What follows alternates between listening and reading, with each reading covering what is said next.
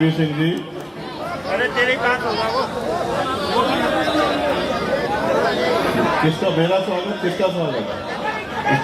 बैठ जाओ आप उसमें बैठ जाओ, अब तो छोड़ दो। इधर भी इतना ही जोश है, ऊपर वालों में भी जोश है। थोड़ी देर के लिए मेरे कहे थे जोश को बस समझदारी के साथ अपनी भाषा भी बहुत बहुत धन्यवाद करूंगा कि उनकी चुनावी सभा में मुझे यहाँ आने का मौका मिला।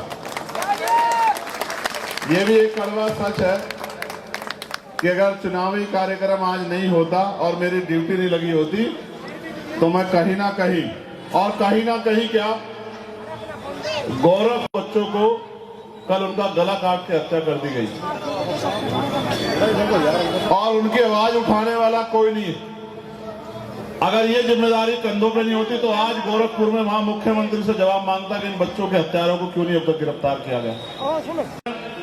प्रदेश, जिले, विधानसभा के सभी पदाधिकारी, कार्यकर्ता यहाँ सामने बैठे मेरे अपने लिए ना जी के हम लोगों के लिए बहुत बड़े योगदान दिए हैं।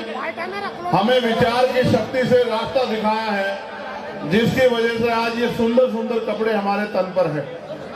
मैं आपका पुनः धन्यवाद करता हूं क्योंकि जब जब दिल्ली में मुझे आपकी जरूरत पड़ी है आपने हमेशा मेरे सर पे हाथ रख के इन सरकारों को मुंह तोड़ जवाब देने का काम किया है। मैं आपका धन्यवाद करता हूं।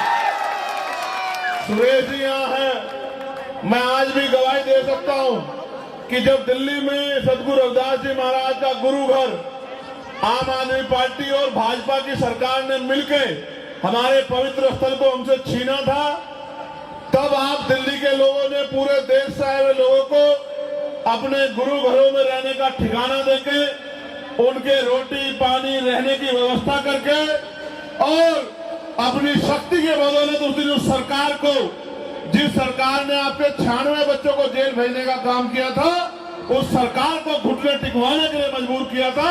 इसलिए मैं आप गोपालपुर वासियों का बहुत बहुत धन्यवाद करता हूं। मैं जब उधर से आ रहा था तो ये सोच रहा था किससे मिलूं और किससे ना मिलूं। मेरे लिए आप सब लोग मेरे अपने हो, ना कोई छोटा ना बड़ा, क्योंकि हमारे गुरु ने कभी ये सिखाया नहीं, छोटे बड़े की बात ही नहीं सिखाई। और आप ये भी जानते हो कि 16 महीने मैंने जेल काटी, 16 महीने। मैं आपका खून हूं, मैं आपकी औलाद हूं। आप मेरे बड़े हो, बताओ क्या समाज के लिए लड़ाई लड़ना गलत है?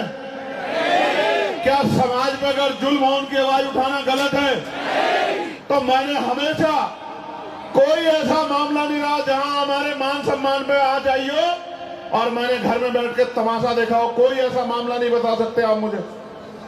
16 महीने मैंने जेल काटी और जब दिल्ली में गुरु घर टूटा तो कोई मेरे बदन का हिस्सा ऐसा नहीं बचा जो लोग मेरे लोगों ने सरकार के इशारे पे मुझे और मेरे साथियों को पीटने का काम किया। उनको लगता था कि लाठियों से डर के ये चंद्रशेखर आजाद ये वापस भाग जाएगा, डर जाएगा। वो ये नहीं जानते कि ये चंद्रशेखर आजाद सदगुरु रविदास जी महाराज का अंश है। ये बाबा साहब अम्बेडकर मानव काशीराम साहब का बेटा है। ये भागने वालों में से नहीं है, ये भगाने वालों में से है। ये बात जो है ये सरकारें भूल गई। आज मैं आपके बीच चुनावी कार्यक्रम में आऊं, लेकिन आप जानते हो मेरा आपका रिश्ता चुनावी नहीं। लेकिन मैं आपके सामने जो बात रखना चाहता हूं उस बात का जवाब आज अपने खुद से मांगना, अपने दिल से, कि क्या हम अपने संतों गुरुओं की बात पे है। आज से 600 साल पहले, और अब वो दिन आने वाला है, वो पवित्र दिन 12 तारीख को, जब हम सदगुरु रविदास जी महाराज की जयंती मनाएंगे। पूरी दुनिया में महाराज जी की जयंती मनेगी, लेकिन आप महसूस करो कि 600 साल पहले सदगुरु महाराज ने क्या कहा जब उनसे पूछा गया इसी तरह की एक सभा में उनके एक अनुयायी द्वारा कि गुरुजी हम लोग बहुत राज होना पड़ता है, हम पे जुल्म होता है, ऐसा क्यों होता है? ये उन्होंने वाणी के द्वारा सदगुरु जी ने पूछा कि रविदास मानु सुखी बसन्नु सूकर है दो ठाव 100 स्वराज माही दूसर मरगट गांव। जब ये बात सतगुरु जी से पूछी गई तो ये वाणी के जरिए सतगुरु जी ने जवाब दिया, और वो जवाब ये था कि सुख शांति का जीवन जीने के दो ही रास्ते हैं। रविदास मानु सुखी बसन्नु सूकर है दो ठाव, कि सुख शांति से जीने के लिए दो ही रास्ते हैं। पहला, राज स्वराज माही अपना राज लाओ। और केंद्र में मोदी जी का राज है, राज तो अभी भी है। तो ये भी सवाल आया कि राज तो है जी, तो राज है तो फिर क्यों सुख शांति नहीं आ रही। सतगुरु जी ने कहा, ऐसा चाहूं राज में जहां मिले समझू अन्न, और छोट बड़े सब संभ से रैदास रहे प्रसन्न। कि राज ऐसा होना चाहिए जिसमें कोई ऊंच नीच ना हो, जिसमें कोई भेदभाव ना हो, जिसमें कोई छोटा बड़ा ना हो, जिसमें किसी बहन बेटी पर जुर्म ना हो, किसी को खाने के लिए अन्न की, तन ढकने के लिए कपड़े की, और सर ढकने के लिए छत की दिक्कत ना हो, जहां पीने के लिए पानी की समस्या ना हो। तो ये जो राज आज का है, ये सतगुरु महाराज का राज नहीं है। उनका राज तो बेगमपुरा राज था। बेगम का मतलब होता है बिना गम का राज, जहां किसी की जिंदगी में कोई गम ना हो। ऐसे राज की कल्पना की थी। आज बताओ, मैं तो दिल्ली घूम रहा हूं, मैं बरौनी गया, मैं त्रिलोकपुरी गया, मैं सीमापुरी गया, मैं सादरा गया, सीलमपुर गया, तो मैं देखता हूं जहां मैं पार्लियामेंट में जाता हूं वो दिल्ली तो कोई और है। वो दिल्ली तो ऐसी है कि सड़क पर रख के भोजन कर लो। और ये दिल्ली कौन सी दिल्ली है जहां नालियां, गड्ढे, गंदगी, सफाई की व्यवस्था नहीं है, पीने के लिए पानी की व्यवस्था नहीं है, जहां लोग झुग्गी झोपड़ियों में अपने और अपने बच्चों के सम्मान की रक्षा मुश्किल से करते हुए जी रहे हैं। तो मुझे लगा ये दिल्ली वो दिल्ली है जिसमें हमारे लोग रहते हैं, और वो दिल्ली है जिसमें पैसे वाले लोग रहते हैं, जिसमें सरकार के लोग रहते हैं। रास्ते में नहीं चले होते तो आज एक गुरु घर का निर्माण आप लोग नहीं कर पाते। और आप जानते हो, इस गुरु घर का निर्माण किसी और ने नहीं, आपने अपनी मेहनत की कमाई से किया है। मैं जानता हूं इस बात को, मैं आपके स्वाभिमान की शक्ति को जानता हूं। और ये बात जो मैंने आपसे कही कि महाराज जी कह के गए थे, वही बात बाबा साहब अम्बेडकर ने भी कही, और हूबहू संविधान में लिख दी कि संविधान के आधार पर कोई छोटा बड़ा नहीं होगा, कोई किसी पे जुल्म नहीं कर पाएगा, हर व्यक्ति का सम्मान होगा, सबको समान अवसर मिलेंगे, और हर आदमी पढ़ लिख के आगे बढ़ पाएगा, इज्जत सम्मान की जिंदगी जी पाएगा। और बाबा साहब ने क्या कहा, राजनीति में हिस्सेदारी नहीं, वो सुनहरी चाबी है जिसके जरिए आप अपनी सारी समस्याओं का हल निकाल सकते हो। मैं आपको लगातार कहता आ रहा हूं कि आपने शक्ति किसी और के हाथ में दे रखी है, और आप चंद्रशेखर आजाद की तरफ उम्मीद लगा के देखते हो कि चंद्रशेखर आजाद आपकी समस्याओं का हल कर दे। मैं आपको गारंटी से कहता हूं, एक मौका आप चंद्रशेखर आजाद को दे के देखो, फिर आप बताना आपकी समस्याओं का हल होता है नहीं होता है, या आपका हाथ किसी आगे फैलता है, फिर आप मुझसे सवाल करना। मैं तो पार्लियामेंट में हूं, आप जानते हो दिल्ली के मेरे लोगों, क्या मैं कोशिश करता हूं कि आपकी तकलीफें दूर हो। लेकिन आप सोचो, ये तब हालात है जब शक्ति उनके पास है। एक दिन आएगा, समय करवट लेगा, क्योंकि बाबा साहब अम्बेडकर आपके उंगली में वो शक्ति लेके गए हैं, जिसे चाहो चोटी पे बिठा दो, और जिसका दिमाग खराब हो जाए उसको उठा के चोटी से जमीन पर पटक दो। ये उंगली में ताकत बाबा साहब अम्बेडकर आपके देके गए हैं। 4 बच्चों की कुर्बानियों से आज आपके हाथ में वोट है। जब तक ये वोट है तब तक बड़े बड़े पैसे वाले, धन्ना सेठ, बड़े बड़े कुर्ते वाले, बड़ी बड़ी गाड़ियों वाले, बड़े बड़े महलों वाले आपकी बस्तियों में आएंगे, आपके पैर पकड़ेंगे, आपके बराबर में बैठेंगे, आपसे भाईचारे की बात करेंगे, आपके पैर भी छुएंगे, सर पे हाथ भी रखवाएंगे, वादे भी करेंगे। वो समय अगर कोई होगा तो वो चुनाव का समय होगा, और जिस दिन चुनाव खत्म हो जाएगा 5 साल उनको दूरबीन लेके ढूंढ लेना, 5 साल वो आपको दिखाई नहीं देंगे।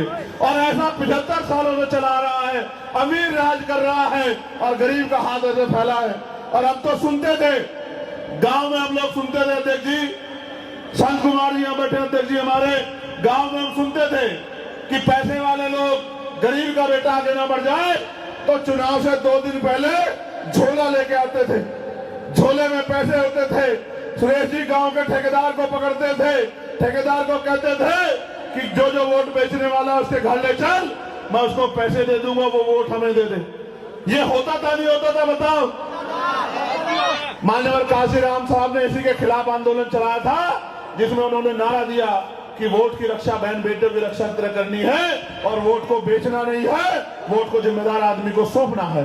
ये नारा मान्यवर काशीराम साहब ने उसी वोट की डकैती के ऊपर दिया था। लेकिन अब ये रात के अंधेरे में आने की जरूरत नहीं है।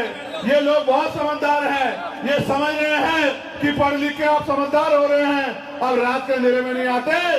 अब तो दिल्ली के बड़े बड़े दफ्तरों में बैठ के मीडिया के सामने घोषणा करते हैं कि हम आपको 2500 रुपए महीना देंगे, हम आपको 3000 रुपए महीना देंगे, हम आपको 2100 रुपए महीना देंगे, हम आपको 500 रुपए का सिलेंडर देंगे, हम आपको साड़ी देंगे, कपड़ा देंगे, मिठाई देंगे, आप हमें वोट दे दो। ये वोट की खरीदारी नहीं है तो अब क्या है, आप मुझे बता।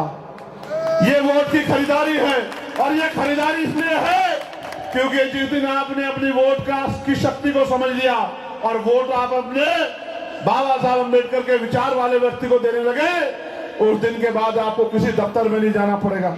आप पता करा के देखना, मेरी लोकसभा में अभी एक गांव में कीचड़ हो रहा था अध्यक्ष जी, कीचड़ हो रहा था। बच्चों ने मुझे मैसेज किया कि सांसद जी हम स्कूल जाते हैं, बाबा साहब ने कहा था कि शिक्षा श्रेणी का वो दूध है जो पिएगा दहाड़ेगा। हम बाबा साहब की बात मान के स्कूल जाते हैं, हमारे परिवार के लोग भूखे प्यासे रह के एक एक पैसा जोड़ के मैं स्कूल भेजते हैं। हम वर्दी पहन के जाते हैं, लेकिन जब कीचड़ से निकल के जाते हैं तो स्कूल में जाते जाते ऐसे हो जाते हैं जैसे खेत से आ रहे हो। और जब हम स्कूल में बैठते हैं तो वो गंदगी हमारे पैरों में कपड़ों में लगी होती है, तो हम पढ़ भी नहीं पाते। मैंने अधिकारियों को कहा कि भाई आप लोग क्यों नहीं ध्यान देते? बोले जी सब ठीक है। मैंने कहा ठीक है तो चलो मेरे साथ। मैं अपने उस गांव में उनको लेके गया और मैंने कहा कि चलो जरा गांव का निरीक्षण करके आएंगे। और जब उस गारे से मैंने उनको निकाला, इतने इतने गारे से, तो एक दूसरे से कहने लगे, क्योंकि अधिकारी भी समझदार हैं, कि क्यों नहीं भाई ये सड़क, सांसद जी नाराज हो रहे हैं, क्यों नहीं ध्यान दिया गया, इतने बुरे हाल है, गांव में समस्या है, क्यों नहीं ध्यान दिया गया। मैंने उनमें महिला अधिकारी भी थी, मेरी बहने उनसे कहा कि आप भी कंपटीशन दे के आई, महसूस करके देखो, अगर आपके बच्चों को ऐसी गंदगी से निकलना पड़े तो आपके मन में क्या बीतेगी। और मुझे उम्मीद है, मैंने 15 दिन का समय दिया था, 15 दिन के अंदर वो सड़क बन जाएगी, मेरा भरोसा है, क्योंकि वहां सांसद चंद्रशेखर आजाद है, वहां कोई अनागरा सांसद नहीं। तो मैं तो कोशिश कर रहा हूं कि जितनी ताकत आपने मुझे दी है उस लड़ाई को लड़ सकूं।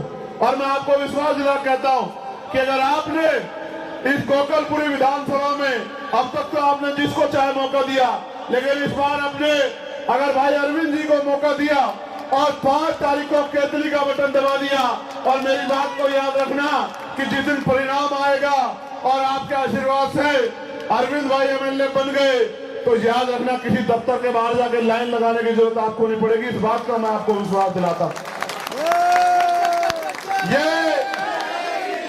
ये वोट हथियार है हमारा, इस हथियार का प्रयोग करना जान लो। ये 2 धारी तलवार है, अगर अपने व्यक्ति को दी तो आपकी समस्याओं का हल होगा, आपकी परेशानियां खत्म होगी। और अगर किसी ऐसे व्यक्ति को दे दी जो आपको धोखा ठगने के लिए मैदान में आया है, तो आपकी समस्याओं का हल नहीं होगा और नई मुसीबतें आपके ऊपर पड़ जाएंगी। आज महंगाई ने कमर तोड़ दी है, नौकरी नाम की चीज नहीं है। आरक्षण जो हमारा हथियार था, जिससे हमारे 100-200 बच्चे हमेशा नौकरी लग जाते थे हर जिले में, आज वो नौकरियां खत्म हो गई हैं, निजीकरण किया जा रहा है, तमाम तरह से लूटमारी हो रही है, भर्तियों में घोटाला हो रहा है।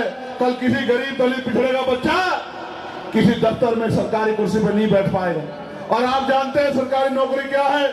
सरकारी नौकरी वो है जो आपकी 2 से 3 पीढ़ियों को मुख्य धारा में जोड़ देती है। और जो लोग सरकारी नौकरी में नहीं है, क्योंकि गरीब लोग हैं, व्यापार नहीं कर सकते, समय पर लोन नहीं मिलता, उसके बाद 400 रुपए 500 रुपए की मजदूरी करके आप 10 साल में घर का निर्माण नहीं कर सकते। आज महंगाई के ये हाल है, एक गाड़ी नहीं खरीद सकते आप, तो आप ये बताओ कैसे मुख्य धारा में आओगे? बाबा साहब को तो लगता था कि वोट की शक्ति से ये देश में शासक बन जाएंगे। हम शासक तो नहीं बने, हम तो पिछलग्गू बन के रह गए। इसके पीछे कौन कारण है, किसने किया है? हमारा अपना स्वार्थ है, ये हम लोग बेवकूफ बनते आ रहे हैं, ये हमें सोचना पड़ेगा। मैं तो आपसे इस धरती में खड़े होकर कह सकता हूं, ये हमारा पवित्र स्थल है। गोकुलपुरी के मेरे प्यार के लोगों, मैं आपको जिम्मेदारी से कह रहा हूं, चंद्रशेखर आजाद मिट तो सकता है लेकिन झुक नहीं सकता। मेरी बात को आप याद रखें। चंद्रशेखर आजाद घर तो बैठ सकता है लेकिन आपके सम्मान स्वाभिमान, आपके अधिकारों से समझौता नहीं कर सकता किसी तरह का। मैं आपके का असल खून हूं, मैं आपको ये कहने आया हूं, मैं आपसे मदद मांगने आया हूं। आपने हमेशा मेरी इज्जत रखी है, एक बार मुझे वोट की शक्ति को भी दे दो, फिर आप देखना कि चंद्रशेखर आजाद और अरविंद भाई, महेश जी सब लोग, हम लोग मिलके किस तरह से गोकुलपुरी को ऐसी विधानसभा बना देते हैं कि सारे विधायक आके यहाँ देखा करेंगे और हर क्षेत्र की जनता ये कहा करेगी कि हमें तो उसी पार्टी का विधायक बनाना है जिस पार्टी का विधायक गोकुलपुरी विधानसभा में है, क्योंकि इतना काम उस व्यक्ति ने कराया है जितना काम 50 साल में सरकारें नहीं करा पाई। मैं आपसे हाथ जोड़ के ये प्रार्थना करता हूं कि आप इस लड़ाई में हमारी मदद करना। और मैं आपको भी कहना चाहता हूं कि ये आप ध्यान रख लो, अभी अभी आप पे हथियार है, आने वाले समय में सरकार कभी ईवीएम के जरिए और कभी और तरीकों के जरिए इस हथियार को भी हमारे छीनना चाहती है। हमें समझदारी दिखानी पड़ेगी। और नौजवानों को मैं कहूंगा, बहुत जोश है उनके अंदर, इस जोश को 6 दिन फील्ड में लगाओ, घर घर तक पहुंचो, चुनाव चिन्ह पहुंचाओ, अपनी बात पहुंचाओ, अपील करो लोगों से। और जिस दिन वोट पड़ेगा बूथ की जिम्मेदारी उठाना, एक एक वोट पोलिंग परसेंटेज कराना, पूरा 100%, एक एक वोट को बूथ तक लेके आना। और जब आपका बैलेट की मशीन बंद हो जाए, फॉर्म 17C लेके तब आके घर में सोना और फिर 8 तारीख को सुबह सुबह जाके एजेंट बन के और एक एक वोट की गिनती करवाना, अपनी वोट की चोरी मत होने देना। फिर आप देखना, जब आप सजग प्रहरी बन जाओगे तो आपके अधिकारों पर कोई डाका नहीं डाल पाएगा। अभी मैं वहां था सीरजगढ़, महाराज इंद्रदास जी ने मुझे कहा कि भाई हम लोग चंद्रशेखर, बेगमपुरा हमारी ट्रेन जाती है एक्सप्रेस, उसमें गंदगी होती है, कोई सुनने वाला नहीं है, हम 50 लाख रुपए देते हैं ट्रेन के, वो ट्रेन यहाँ से बनारस जाती है भाई, हम सबको कह के थक चुके। अब हम आपसे उम्मीद करके बैठे हैं कि हमारा बेटा संसद में है, वो हमारी मांग को उठाएगा। मैंने तत्काल ही रेल मंत्री से मिलके उस ट्रेन में सफाई कर्मचारियों की व्यवस्था कराई। आप पता करा के देख लेना। महाराज जी ने मुझसे कहा, जब मैंने कहा कि महाराज जी आपने जो आदेश दिया था वो पूरा हो गया, महाराज जी ने कहा मैं तो जानता हूं, राज होगा तो काज होंगे। अभी तो हमारा एक बच्चा गया है, जिस दिन हमारे बच्चों की संख्या वहां सैकड़ों में होगी, उस दिन किसी काम के लिए हमें हाथ नहीं फैलाना पड़ेगा, हम इधर कहां करेंगे, हमारा काम हो जाया करेगा। मैं आपसे बस यही कहना चाहता हूं, मेरे जाने के बाद पैसे वाले लोग आएंगे, बड़े बड़े कुर्ते वाले लोग आएंगे, कोई ये कहेगा ये फ्री कर दूंगा, कोई कहेगा वो फ्री कर दूंगा। मैं कह रहा हूं, एक मौका आप चंद्रशेखर आजाद को दो, आपको फ्री की जरूरत ही नहीं पड़ेगी। हम लोग रोजगार पैदा करेंगे जिससे आपके घरों में पैसे आएंगे, महिलाओं के लिए रोजगार की व्यवस्था करेंगे, कुटीर उद्योग लगा के, जिससे आपके घरों में काम आएगा। अपने नौजवान भाइयों को के लिए रोजगार की व्यवस्था करेंगे जिससे आपकी जेब में पैसा आएगा। जब पैसा आएगा तभी तो आप इस देश की आर्थिक व्यवस्था में योगदान कर पाओगे। मैं आपका पुनः धन्यवाद करता हूं, यहाँ की टीम का धन्यवाद करता हूं, संचालक कमेटी का धन्यवाद करता हूं। एक बार जोर से बता दो, ये देख रहे हो नहीं देख रहे हो, ये क्या है, जोर से बताओ। मेरी अकेले की आवाज आपसे ज्यादा है, जोर से बताओ। नहीं, जोर से बताओ, ये क्या है? ये केतली नहीं है, ये अलादीन का चिराग है। देखते हैं, देखा नहीं देखा आपने बचपन में टीवी में अलादीन का चिराग? पकड़ना भाई इसको। और जब अलादीन के चिराग पे ऐसे घिसते हैं तो क्या निकलता है उसमें से? इसमें से कौन निकलेगा? जैसे ही आप इसको भर दोगे और फिर 8 तारीख के बाद तो घिसे हुए तो कौन निकलेगा? और अरविंद क्या कहेगा आपसे? अरविंद आपको देख के दरवाजा बंद नहीं करेगा। अरविंद आपको देख के एसी में पड़ के नहीं सोएगा। अरविंद आपको देख के दरवाजा खोल के कहेगा कि मेरे सर पे हाथ रखो, मुझे काम बताओ, आपने मुझे वोट दिए, मेरे लिए काम बताओ कि मैं आपके किस काम आ सकता हूँ, किस समस्या के लिए आपको आना पड़ा है। आपको आना नहीं चाहिए था, आपको मुझे फोन करना था, मैं वहां आता। आप मालिक हो, मैं आपका सेवक हूँ। ये आपको अरविंद से सुनने को मिलेगा। और बाकी से क्या सुनने को मिलेगा? आप दरवाजा खोलोगे तो क्या होगा? नेताजी गेट खोल के कह देंगे कि यहाँ नहीं रहते नेताजी, नेताजी गए घूमने के लिए, 10-15 दिन बाद आना। अब आपको तय करना है कि आपको किसका साथ देना है। बहुत बहुत धन्यवाद। मेरे साथ नारा लगा लो जोर से, जय भीम, जय भीम, जय भारत, जय भारत, जय संविधान। मैं संविधान को बदलने वाले लोगों को भी कहना चाहता हूं, ये जरा इधर देख लेना, गोकुलपुरी में जो लोग संविधान बदलना चाहते हैं, ऐसा ना हो अरमान बदल जाए। ये गोकुलपुर वाले बहुत मजबूत लोग हैं, पूरे अरमान बदल के रख देंगे। बोलिए संत श्री सद्गुरु रविदास महाराज जी की, सद्गुरु रविदास शक्ति। बहुत बहुत धन्यवाद। मैं सभी संतों को पुनः धन्यवाद नमन करता हूँ। सद्गुरु रविदास जी महाराज को, भगवान वाल्मीकि महाराज को, गुरु नानक देव को, संत कबीर को, और सबसे ज्यादा आपका धन्यवाद है। हाथ उठा के आशीर्वाद दे दो मुझे। दोनों हाथ उठाओ, दोनों उठा के रखो। अभी 4 दिन तक उठा के रखना है हाथ ऐसे ही। नहीं, बस नीचे कर लो। मेरा काम आपको तंग करना नहीं है, आपकी समस्याओं का हल करना है। बहुत दूंगा, आपके रात काज के लिए खड़ा रहूंगा, आप चिंता मत करो। आशीर्वाद दे दो।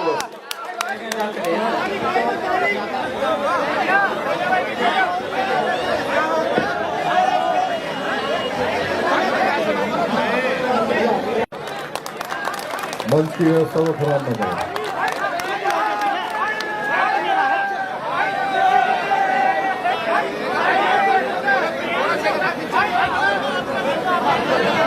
सभी साथी रास्ता दे देंगे, मेरा अनुरोध है। रास्ते के जीने रास्ता दे देंगे सभी साथी।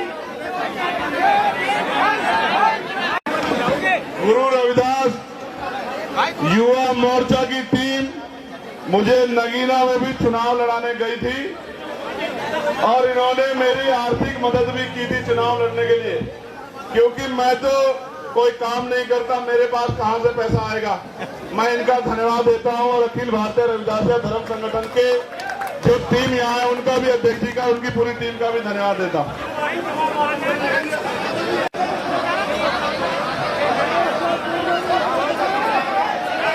दिखानी है, रास्ता भी बनाना पड़ेगा। अभी तो करेंगे व्यवस्था। ले लो भाई, ले लो। रायचंद जी और उनकी पूरी टीम का, सुरेश जी जो अखिल भारतीय रविदासिया धर्म सभा की हमारी टीम है, उनका भी बहुत बहुत धन्यवाद करता हूँ।